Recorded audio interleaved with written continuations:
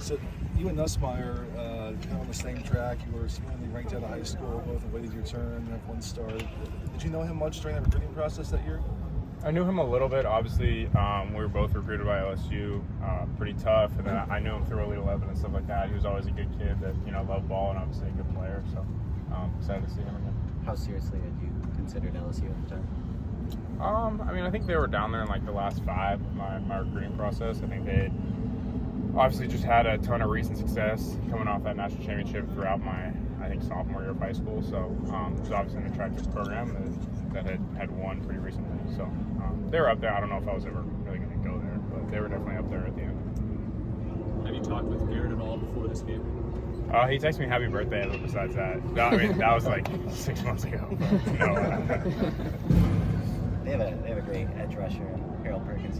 How do you feel like you've gotten better in terms of pocket presence, just sort of understanding pressure that's coming at you over the course of the last year or so? Yeah, that's twofold, obviously, right? One's understanding like the protection you're in, where the strengths and weaknesses are, and then one's obviously the physical in terms of being able to move and avoid stuff. So I think I've tried to improve in both throughout the offseason. I feel like I've done a good job of that, and obviously we're playing against a really good edge player, so I guess we'll see how good of a job it is.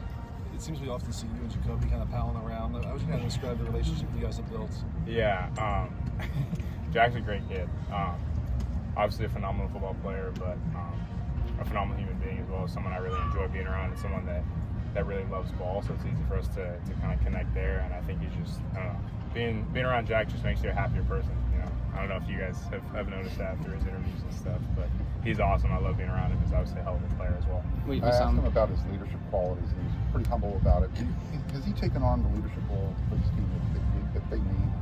He has. I think he's like you kind of said, he's done it as the team is needed. Obviously, he's still young and he's still learning, but I think obviously having an elevated role this year, as opposed to last year, he's recognized that and tried to lead accordingly. So I'm really proud of him and the progress that he's made. We saw him coming out last week, the marching band, the cymbals and everything. Just how often, how unique, like, is he as an individual?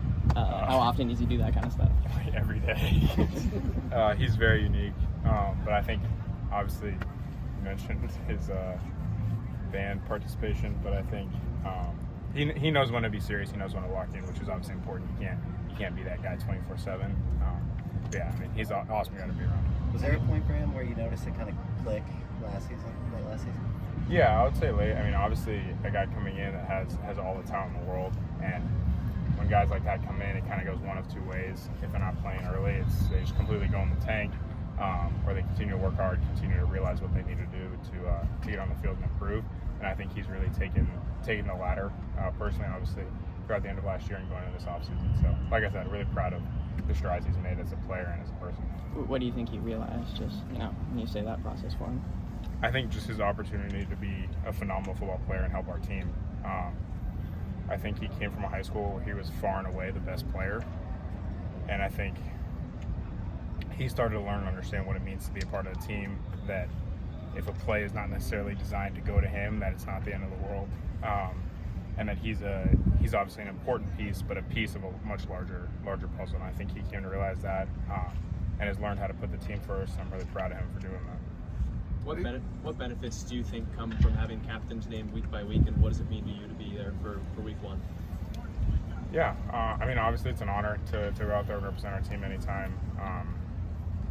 You have that opportunity to do that for USC. I think it's an honor and a privilege. I think, and Coach Riley had spoken to me about this earlier in the offseason, I think it's a really good idea. I don't think you want to be, at the end of the season, you have guys walking out there that haven't necessarily earned it week to week. Not that that's happened before, but I think it forces the guys that are initially representing the team and that are pushed to the top to continue to be there. And I think that's positive, because we don't want anyone in our program getting comfortable and resting on the fact that they've been anointed to a certain position. I think having to earn that each and every week is really important. How do you think you've grown over the last few weeks of fall camp? That's a good question. I think, obviously, like the physical, I'm always continuing or trying to continue to grow. Bigger, faster, stronger, throw the ball further, throw the ball harder, throw better on the ground, that kind of stuff. I think I've grown emotionally a lot over this offseason. I would say that's my biggest kind of area of growth in transitioning to a new role of leadership. learning how to handle that, learning how to handle the team as a whole while also making sure I'm ready myself. So I think that's really my biggest area of growth. Miller, Obviously.